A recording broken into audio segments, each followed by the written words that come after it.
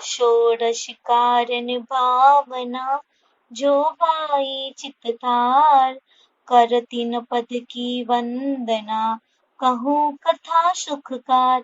जम्बूद्वीप संबंधी भरत क्षेत्र मगध बिहार प्रांत में राज रही नगर है। वहाँ के राजा हेम प्रभु और रानी विजयावती थी। इस राजा के यहाँ महाशर्मा नामक नौकर था और उसकी स्त्री का नाम प्रियवंदा था। इस प्रियवंदा के गर्भ से काल भैरवी नामक एक अत्यंत कुरूपी कन्या उत्पन्न हुई कि जिसे देखकर माता पिता आदि सभी स्वजनों तक को घृणा होती थी। एक दिन मति सागर नामक चारण मुनि आकाश मार्ग से गमन करते हुए उसी नगर में आए तो उस महाशर्मा ने अत्यंत भक्ति सहित श्री मुनि को परगाह कर विधि पूर्वक आहार दिया और उनसे धर्मोपदेश सुना। पश्चात जुगल कर जोड़कर विनय युक्त हो पूछा, हे नाथ, यह मेरी काल भैरवी नाम की कन्या किस पाप कर्म के उदय से ऐसी कुरूपी और कुलक्षणी उत्पन्न हुई है, सो कृपा करके कहिए। तब अवधि ज्ञान के धारी मुनि राज कहने लगे, वत्स सुनो। उज्जैन नगरी में एक महिपाल नाम का राजा और उसकी वेगावती नाम की रानी थी। इस रानी से विशालाक्षी नाम की एक अत्यंत सुंदर रूपवान कन्या थी, जो कि बहुत रूपवान होने के कारण बहुत अभिमानी भी थी और इसी रूप के मध्य से उसने एक भी सद्गुण न सीखा। तार्थ है अहंकारी मानी नरों को विद्या नहीं आती है। एक दिन वह कन्या अपनी चित्र साड़ी में बैठी हुई दर्पण में अपना मुख देख रही थी कि इतने में ज्ञान सूर्य नाम के महातपस्वी श्री मुनिराज उसके घर से आहार लेकर बाहर निकले। सो इस अज्ञान कन्या ने रूप के मद से मुनि को देखकर खिड़की से मुनि के ऊपर थूक दिया और बहुत हर्षित हुई। परंतु पृथ्वी के समान क्षमावान श्री मुनिराज तो अपनी नीची दृष्टि किए हुए ही चले गए। यह देखकर राजपुरोहित इस कन्या का उन्मत्तपना देखकर उस पर बहुत क्रोधित हुए और तुरंत ही प्राशुद्ध जल से श्री मुनिराज का शरीर प्रक्षालन करके बहुत भक्ति से वैयावृत्ति कर स्तुति की। यह देखकर वह कन्या बहुत लज्जित हुई और अपने किए हुए नीच कृत्य पर पश्चाताप करके श्री मुनि के पास गई और नमस्कार करके अपने अपराध की क्षमा मांगी। श्री मुनिराज ने उसको धर्मलाभ कहकर उपदेश दिया। पश्चात वह कन्या वहां से मरकर तेरे घर यह काल भैरवी नाम की कन्या हुई है।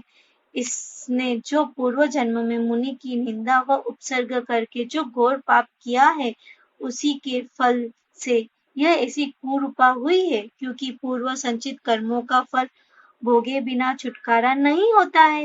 इसीलिए अब इसे समभावों से भोगना ही कर्तव्य है और आगे को ऐसे कर्म न बंधे ऐसा समीचीन उपाय करना योग्य है। अब पुनः वह महाशर्मा बोला, हे प्रभु, आप ही कृपा करके कोई ऐसा उपाय बताइए कि जिससे यह कन्या अब इस दुख से छुटकर सम्यक सुखों को प्राप्त होवे। तब श्री मुनिराज बोले, वत्स सुनो, संसार में मनुष्य के लिए कोई भी कार्य असाध्य नहीं है। सो भला यह कितना सा दुख है, जिन धर्म के सेवन से तो अनादिकाल से लगे हुए जन्म मरणादि दुख भी छूटकर सच्चे मोक्ष सुख की प्राप्ति होती है और दुखों से छूटने की तो बात ही क्या है, वे तो सहज ही छूट जाते हैं। इसीलिए यदि यह कन्या षोडश कारण भाव न भावे और व्रत पाले तो अल्पकाल में ही स्त्रीलिंग छेद कर मोक्ष सुखों को पावेगी। तब वह महाशर्मा बोला, हे स्वामी, इस व्रत की कौन कौन भावनाएं हैं और विद्या क्या है, सो कृपा कर कहिए। तब मुनिराज इस जिज्ञासुओं को निम्न प्रकार षोडश कारण व्रत का स्वरूप और विधि बताई। वे कहने लगे, पहली भावना, संसार में जीव का शत्रु मिथ्यात्व और मित्र सम्यक्त्व है। इसीलिए मनुष्य का कर्तव्य है कि सबसे प्रथम मिथ्यात्व अर्थात अतत्व श्रद्धान या विपरीत श्रद्धान को वमन अर्थात त्याग करके सम्यक्त्व रूपी अमृत का पान करे। सत्यार्थ अर्थात जिन देव, सच्चे अर्थात निर्ग्रंथ गुरु और सच्चे धर्म अर्थात जिन भाषित पर श्रद्धा और विश्वास लावे। पश्चात सप्त तत्वों तथा पुण्य पाप का स्वरूप जानकर इनकी श्रद्धा करके अपने आत्मा को पर पदार्थों से भिन्न अनुभव करे। इनके सिवाय अन्य मिथ्या देव, गुरु व धर्म को दूर से ही इस प्रकार छोड़ दे जैसे तोता अवसर पाकर पिंजरे से निकल भागता है। ऐसे सम्यक्ति पुरुषों के प्रशम मंद कषाय स्वरूप संभाव अर्थात सुखी व दुख में समुद्र सरीखा गंभीर रहना, घबराना नहीं। संवेग, धर्मानुराग, सांसारिक विषयों से विरक्त हो, धर्म और धर्म यत्नों में प्रेम बढ़ाना, अनुकंपा, करुणा, दुखी जीवों पर दया भाव करके उनकी यथाशक्ति सहायता करना और आस्तिक्य, श्रद्धा कैसे भी अवसर क्यों न आवे तो भी हमें अपने निर्णय किए हुए सन्मार्ग में दृढ़ रहना, ये 4 गुण प्रकट हो जाते हैं। उन्हें किसी प्रकार का भय व चिंता व्याकुल नहीं कर सकती। वे वीर धीर सदा प्रसन्नचित्त ही रहते हैं। कभी किसी चीज की उन्हें प्रबल इच्छा नहीं होती, चाहे वह चारित्र मोह कर्म के उदय से व्रत न भी ग्रहण कर सके तो भी व्रत और व्रती संयमी जनों में उनकी श्रद्धा, भक्ति व सहानुभूति अवश्य रहती है, जो भी मोक्ष मार्ग की प्रथम सोपान अर्थात सीढ़ी है। इसीलिए इसे ही 25 मल दोषों से रहित और अष्ट अंग सहित धारण करो। इसके बिना ज्ञान और चारित्र सब निष्फल अर्थात मिथ्यात्व है। यही दर्शन विशुद्धि नाम की प्रथम भावना है। दूसरी भावना, जीव अर्थात मनुष्य जो संसार में सबकी दृष्टि से उतर जाता है, उसका प्रधान कारण केवल अहंकार अर्थात मान है। सो कदाचित वह मानी अपनी समझ में भले ही अपने आप को बड़ा माने, परंतु क्या गोवा मंदिर के शिखर पर बैठ जाने से गरुड़ पक्षी हो सकता है? कभी नहीं। किंतु सर्व ही प्राणी उन्हें घृणा ही करते हैं और कदाचित उनके पूर्व पुण्योदय से उसे कोई कुछ न भी कह सके तो भी वह किसी के मन को बदल नहीं सकता। सत्य है, जो ऊपर को देखकर चलता है वह अवश्य ही नीचे गिरता है। ऐसे मानी पुरुष को कभी कोई विद्या सिद्ध नहीं होती, क्योंकि विद्या विनय से आती है। मानी पुरुष चित्त में सदा खेदित रहता है, क्योंकि वह सदा सबसे सम्मान चाहता है और ऐसा होना असंभव है। इसीलिए निरंतर सबको अपने से बड़ों में सदा विनय, समान अर्थात बराबरी वालों पुरुषों में प्रेम और छोटों में करुणा भाव से प्रवर्तना चाहिए। सदैव अपने दोषों को स्वीकार करने के लिए सावधानता पूर्वक तत्पर रहना चाहिए और दोष बताने वाले सज्जन का उपकार मानना चाहिए, क्योंकि जो मानी पुरुष अपने दोषों को स्वीकार नहीं करता, उनके दोष निरंतर बढ़ते ही जाते हैं और इसीलिए वह कभी उनसे मुक्त नहीं हो सकता। इसलिए दर्शन, ज्ञान, चारित्र, तप और उपचार, इन 5 प्रकार की विनयों का वास्तविक स्वरूप विचार कर विनय पूर्वक प्रवर्तन करना सो विनय संपन्नता नाम की दूसरी भावना है। भावना तीसरी, बिना मर्यादा अर्थात प्रतिज्ञा के मन वश नहीं होता, जैसे कि बिना लगाम बाघरास के घोड़ा या बिना अंकुश के हाथी। इसीलिए आवश्यक है कि मन व इंद्रियों को वश करने के लिए कुछ प्रतिज्ञा रूपी अंकुश पास में रखना चाहिए तथा अहिंसा, किसी भी जीव का अथवा अपने भी द्रव्य तथा भाव प्राणों का घात न करना अर्थात उन्हें न सताना, सत्य अर्थात वचन बोलना जो किसी को भी पीड़ाजनक न हो, अचौर्य अर्थात बिना दिए हुए पर वस्तु का ग्रहण न करना, ब्रह्मचार्य अर्थात स्त्री मात्र का अथवा स्वदार बिना अन्य स्त्रियों के साथ विषय मैथुन सेवन का त्याग और स्व पर आत्माओं का विषय कषाय उत्पन्न कराने वाले बाह्य आरंभतर परिग्रहों का त्याग या प्रमाण संपूर्ण परिग्रहों का त्याग या अपनी योग्यता या शक्ति अनुसार आवश्यक वस्तुओं का प्रमाण करके अन्य समस्त पदार्थों से ममत्व भाव त्याग करना, इसे लोभ को रोकना भी कहते हैं। इस प्रकार यह 5 व्रत और इसकी रक्षार्थ सप्तशीलों, 3 गुणों व्रतों और 4 शिक्षा व्रतों का पालन करे तथा उक्त शील और व्रत के अतिचार दोषों को भी बचावे। इन व्रतों के निर्दोष पालन करने से न तो राज्यदंड कभी होता है और न ही पंचदंड होता है, और ऐसे व्रती पुरुष अपने सदाचार से सबका आदर्श बन जाता है। इसके विरुद्ध सदाचारी जनों को इस भव में और परभव में अनेक प्रकार दंड व दुख सहने पड़ते हैं। ऐसा विचार करके इस व्रतों में निरंतर दृढ़ होना चाहिए। यह शिव व्रतेश्वर विचार भावना है। भावना 4, मिथ्यात्व के उदय से हिताहित का स्वरूप बिना जाने यह संसारी जीव सदैव अपने लिए सुख प्राप्ति की इच्छा से विपरीत ही मार्ग ग्रहण कर लेता है, जिससे सुख मिलना तो दूर रहा, किंतु उल्टा दुख का सामना करना पड़ता है। इसीलिए निरंतर ज्ञान संपादन करना परमावश्यक है, क्योंकि जहाँ चर्म चक्षु काम नहीं दे सकते हैं, वहाँ ज्ञान चक्षु ही काम देते हैं। ज्ञानी पुरुष नेत्रहीन होने पर भी अज्ञानी आंख वाले से अच्छा है। अज्ञानी न तो लौकिक कार्यों में ही सफल मनोरथ होते हैं और न परलौकिक ही कुछ साधन कर सकते हैं। वे ठोर ठोर ठगाए जाते हैं और अपमानित होते हैं। इसलिए ज्ञान उपार्जन करना आवश्यक है। ऐसा विचार करके निरंतर विद्याभ्यास करना व कराना सो अभीक्ष्ण ज्ञानोपयोग नाम की भावना है। भावना 5, इन संसारी जीवों में से प्रत्येक जीव के विषयानुरागता इतनी बढ़ी हुई है कि कदाचित इसकी 3 लोक की समस्त संपत्ति भोगने को मिल जाए तो भी इसकी इच्छाओं की असंख्यात्वे भाग की पूर्ति न हो। सो जीव संसार में अनंत है और लोक के पदार्थ जितने हैं उतने ही है। सो जब सभी जीवों की अभिलाषा ऐसी ही पड़ी हुई है, तब यह लोक की सामग्री किस किस को कितने कितने अंशों में पूर्ति कर सकती है, अर्थात किसी को नहीं। ऐसा विचार कर उत्तम पुरुष अपनी इंद्रियों को विषयों से रोककर मन को धर्म ध्यान में लगा देते हैं। इसी को संवेग भावना कहते हैं। भावना 6, जब तक मनुष्य किसी भी पदार्थ में ममत्व अर्थात यह वस्तु मेरी है ऐसा भाव रखता है, तब तक वह कभी सुखी नहीं हो सकता है, क्योंकि पदार्थ का स्वभाव नाशवान है। जो उत्पन्न हुए सो नियम से नाश होंगे और जो मिले हैं सो बिछड़ेंगे। इसीलिए जो कोई इन पदार्थों को जो इसे पूर्व पुण्योदय से प्राप्त हुई है, अपने आप ही इसको छोड़ जाने से पहले ही छोड़ देवे, ताकि वे पदार्थ उसे न छोड़ने पावे, सो निसंदेह दुख आने का अवसर ही न आवेगा।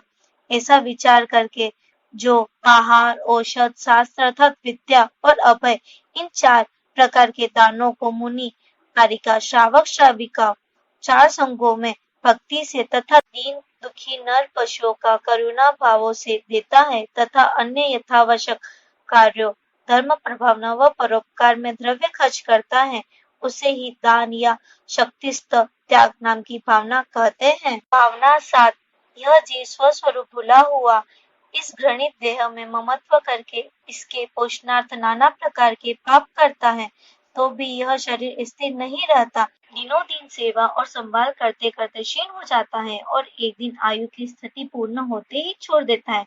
सो ऐसे नाशवत और घृणित शरीर में ममत्व राग न करके वास्तविक सच्चे सुख की प्राप्ति के अर्थ इसको लगाना उत्सर्ग करना चाहिए, ताकि इसका जो जीवों के साथ अनंतवार सहयोग तथा वियोग हुआ करता है, सो फिर ऐसा वियोग हो कि फिर कभी भी सहयोग न हो सके, अर्थात मोक्ष पद की प्राप्ति हो जावे।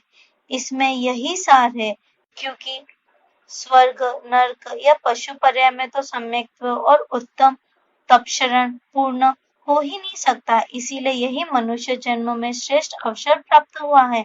ऐसा समझकर अपनी शक्ति व द्रव्य, क्षेत्र, काल, भावों का विचार करने, अनशन, अनोदर, व्रत, परिसंख्यान, रस परित्याग, विभक्त, संयासन और काय क्लेश, यह 6 बार्य और प्रायश्चित, विनय, वैयाव्रत, स्वाध्याय, व्युत्सर्ग और ध्यान, यह 6 अभ्यंतर, इस प्रकार 12 तपों में प्रवृत्ति करना सो 7वीं शक्तिस्थ तप नाम की भावना कहलाती है। भावना 8, जीव मात्र के कल्याण करने वाले सम्यक्त धर्म की प्रवृत्ति धर्मात्माओं से होती है और धर्मात्माओं से सर्वोत्तम सम्यक रत्नत्रय के धारी परम दिगंबर साधु है। इसीलिए साधु वर्गों पर आए हुए उपसर्गों का यथासंभव दूर करना सो साधु समाधि नाम की भावना है। भावना 9 साधु समूह तथा अन्य साधर्मी जनों के शरीर में किसी प्रकार की रोगादिक व्याधि आ जाने से उनके परिणामों में शिथिलता व प्रमाद आ जाना संभव है। इसीलिए साधर्मी साधु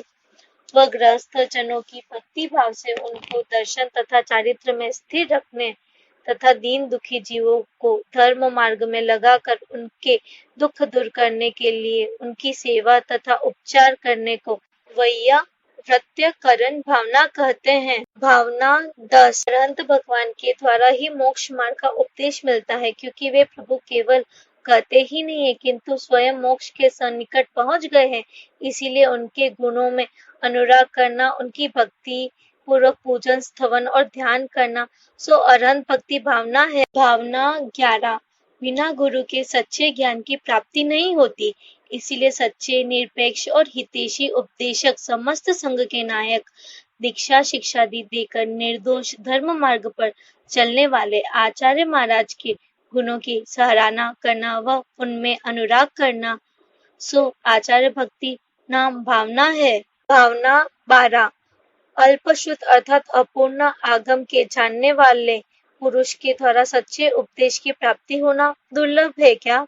असंभव ही है। इसीलिए समस्त द्वादशांग के पारागामी श्री उपाध्याय महाराज की भक्ति तथा उनके गुणों में अनुराग करना सो बहुश्रुत भक्ति नाम की भावना है। भावना 13 सदा अरहंत भगवान के मुख कमल से प्रकटित मिथ्यात्व के नाश करने तथा सब जीवों हितकारी वस्तु स्वरूप को बताने वाला श्री जैन शास्त्र का पठन पाठनादि अभ्यास करना सो प्रवचन भक्ति नाम भावना है। भावना 14 मन वचन काय की शुभाशुभ क्रियाओं को योग कहते हैं। इन ही योगों के द्वारा शुभाशुभ कर्मों का आश्रय होता है। इसीलिए यदि ये आश्रय के द्वार रोक दिए जाए तो संवर कर्माश्रय बंद हो सकता है और संवर करने का उत्तमोत्तम उपाय सामायिक प्रतिक्रमण आदि षडावश्यक है। इसलिए उन्हें नित्य प्रतिपालन करना चाहिए। पद्मासन या अर्धासन से बैठकर या सीधे नीचे को हाथ जोड़कर खड़े होकर मन वचन काय से समस्त व्यापारों को रोककर चित्त को एकाग्र करके एक ज्ञेय आत्मा में स्थिर करना सो संभाव रूप एक सामायिक है। अपने किए हुए दोषों को स्मरण करके उन पर पश्चाताप करना और उनको मिथ्या करने के लिए प्रयत्न करना सो वो प्रतिक्रमण है। आगे के लिए दोष न होने देने के लिए यथाशक्ति नियम करना और दोषों का त्याग करना सो प्रत्याख्यान है। तीर्थंकर आदि अरहंत आदि पंच परमेष्टि तथा 24 तीर्थंकरों के गुण कीर्तन करना सो 4 स्तवन है। मन वचन काय शुद्ध करके चारों दिशा में 4 शीरोन्नति और प्रत्येक दिशा में 3 आवर्त ऐसे 12 आवर्त करके पूर्व या उत्तर दिशा में अष्टांग नमस्कार करना तथा एक तीर्थंकर की स्तुति करना सो 5 वंदना है। और किसी समय विशेष का प्रमाण करके उतने समय तक एकासन से स्थिर रहना तथा उतने समय के भीतर शरीर से मोह छोड़ देना, उस पर आए हुए समस्त उपसर्ग वह परिशहों को संभावों से सहन करना सो 6 कार्योत्सक है। इस प्रकार विचार कर इन 6 आवश्यकों में जो सावधान होकर प्रवर्तन करता है सो परम सवर का कारण आवश्यक का परिहानी नाम की भावना है। भावना 15 काल दोष के अथवा उपदेश के अभाव से संसारी जीवों के द्वारा सत्य धर्म पर अनेकों अपेक्ष होने के कारण उसका लोभ सा हो जाता है। धर्म के लोभ होने से जीव भी धर्म सहित होकर संसार में नाना प्रकार के दुखों को प्राप्त होते हैं। इसीलिए ऐसे समयों में येन केन प्रकार के समस्त जीवों पर सत्य धर्म का प्रभाव प्रकट कर देना सो मार्ग प्रभावना है। और यह प्रभावना जिन धर्म के उपदेशों को के प्रचार करने, शास्त्रों को के प्रकाशन व प्रसारण से, शास्त्रों के अध्ययन या अध्यापन कराने से, विद्वानों की सभाएं कराने, अपने आप सदाचरण पालने, लोकोपकारी कार्य करने, दान देने, संग निकालने व विद्या मंदिर की स्थापना और प्रतिष्ठादि करना, सत्य व्यवहार करने, संयम व तपादि करने से होती है। ऐसा समझकर यथाशक्ति प्रभावनोत्पादक कर्मों में प्रवर्तना सो मार्ग प्रभावना नाम की भावना है। भावना 16 संसार में रहते हुए जीवों की परस्पर सहायता व उपकार की आवश्यकता रहती है। ऐसी अवस्था में यदि निष्कपट भाव से अथवा प्रेम पूर्वक सहायता न की जाए तो परस्पर यथार्थ लाभ पहुंचना दुर्लभ है ही। इतना ही नहीं किंतु परस्पर के विरोध से अनेकानेक हानियां व दुख होना संभव है, जैसे हो भी रहे हैं। इसीलिए यह परमावश्यक कर्तव्य है कि प्राणी परस्पर गाय का अपने बछड़े पर जैसा ही निष्कपट और प्रगाढ़ प्रेम होता है, वैसा ही निष्कपट प्रेम करे। विशेषकर साधर्मियों के संग तो कृत्रिम प्रेम कभी न करे। ऐसा विचार कर जो साधर्मी तथा प्राणी मात्र से अपना निष्कपट व्यवहार रखते हैं, उसे प्रवचन वात्सल्य नाम की भावना कहते हैं। इन 16 भावनाओं को यदि केवली श्रुत केवली के पाद मूल के निकट अंतःकरण से चिंतन की जाए तथा तदनुसार प्रवर्तन किया जाए तो इनका फल तीर्थंकर नाम कर्म के आश्रय का कारण है।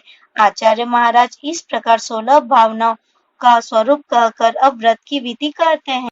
भादो, माघ और चैत्र गुजराती में श्रावण, पौष और फाल्गुन वदी एकम से कुंवार, फाल्गुन और वैशाख वदी एकम गुजराती में भादो, माघ, चैत्र वदी एकम तक एक वर्ष में 3 बार पूरे एक मास तक यह व्रत करना चाहिए।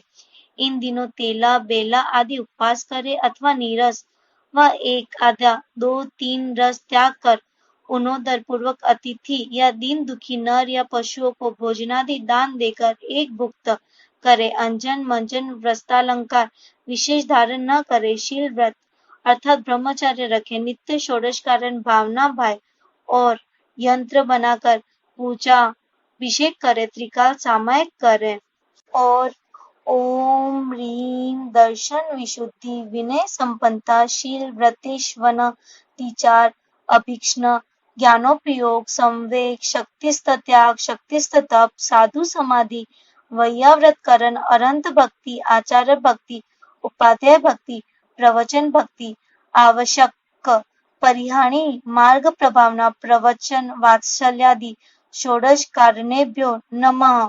इस मंत्र का दिन में 3 बार 108 बार जाप करें। इस प्रकार इस व्रत को उत्कृष्ट 16 वर्ष, मध्यम 5 अथवा 2 वर्ष और जघन्य 1 वर्ष करके यथाशक्ति उद्यापन करें। अर्थात 16 उपकरण श्री मंदिर जी में भेंट दे और शास्त्र व विद्यादान करे। शास्त्र भंडार खोले, सरस्वती मंदिर बनावे, पवित्र जिन धर्म का उपदेश करे और करावे इत्यादि। यदि द्रव्य खर्च करने की शक्ति न हो तो व्रत दुगनी करे। इस प्रकार ऋषि राज के मुख से व्रत की विधि सुनकर काल भैरवी नाम की उस ब्राह्मण कन्या ने षोडश कारण व्रत स्वीकार करके उत्कृष्ट रीति से पालन किया, भावना भाई और विधि पूर्वक उद्यापन किया। पीछे वह आयु के अंत में समाधि मरण द्वारा स्त्रीलिंग छेद कर 16वें अच्युत स्वर्ग में देव हुई। वहां से 22 सागर आयु पूर्ण कर वह देव जम्बूद्वीप के विदेह क्षेत्र संबंधी अमरावती देश के गंधर्व नगर में राजा श्री मंदिर की रानी महादेवी के श्रीमंदर नाम का तीर्थंकर पुत्र हुआ। सो योग्य अवस्था को प्राप्त होकर राज्योचित सुख भोग जिनेश्वरी दीक्षा ली और घोर तपशरण कर केवल ज्ञान प्राप्त करके बहुत जीवों को धर्मोपदेश दिया तथा आयु के अंत में समस्त अघाती कर्मों का नाश कर निर्वाण पद प्राप्त किया। इस प्रकार इस व्रत को धारण करने से काल भैरवी नाम की ब्राह्मण कन्या ने सूर नर भवों के सुखों को भोगकर अक्षय अविनाशी स्वाधीन मोक्ष सुख को प्राप्त कर लिया। तो जो अन्य भव्य जीव इस व्रत को पालन करेंगे उनको भी अवश्य ही उत्तम फल की प्राप्ति होगी। षोडश कारण व्रत धरो काल भैरवी सार सुर नर के सुख दीप लहो मोक्ष अधिकार। जय जिनेन्द्र।